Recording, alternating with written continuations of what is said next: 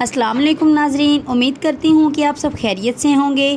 اگر میرے چینل پر نئے ہیں تو پلیز میرے چینل ڈاکٹر انم کو سبسکرائب کر دیں اور ساتھ لگے بیل آئیکن کو بھی دبا دیں تاکہ میری ہر آنے والی ویڈیو بآسانی آپ تک پہنچ سکے۔ اب چلتے ہیں ہم اپنی ویڈیو کی طرف۔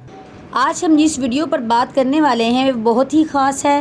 ہر انسان کی دلی خواہش ہوتی ہے کہ وہ ہم بستری کے دوران زیادہ سے زیادہ وقت لگائے اور اپنے جیون ساتھی کو خوش رکھ سکے، اور یہ بات ایک شادی شدہ کے لیے ہی بہت ضروری ہوتی ہے کہ وہ اپنی بیوی کو خوش رکھے اور ہم بستری کے دوران زیادہ سے زیادہ اس کے ساتھ وقت گزارے۔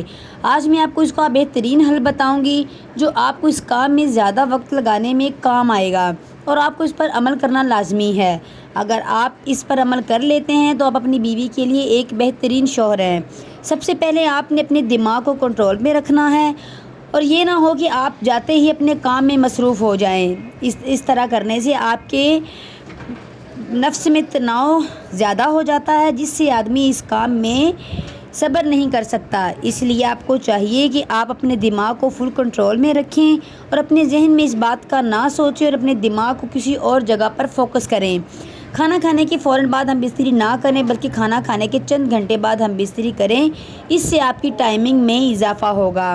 جب آپ ہم بستری کرنے لگیں تو سب سے پہلے اپنی بیوی کو فل گرم کر لیں۔ اس کے جسم کے حصوں پر ہاتھ پھیریں، اس کے ساتھ رومانس کریں، اس کے جسم کے نرم حصوں کو چھوئیں جس سے وہ جلدی گرم ہو جائے گی۔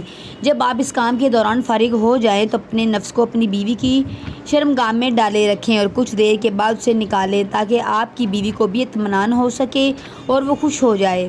اگر آپ کو ہماری یہ ویڈیو اچھی لگی ہو تو پلیز لائک اور سبسکرائب کر دیں تاکہ میری ہر آنے والی ویڈیو آپ تک بآسانی پہنچ سکے۔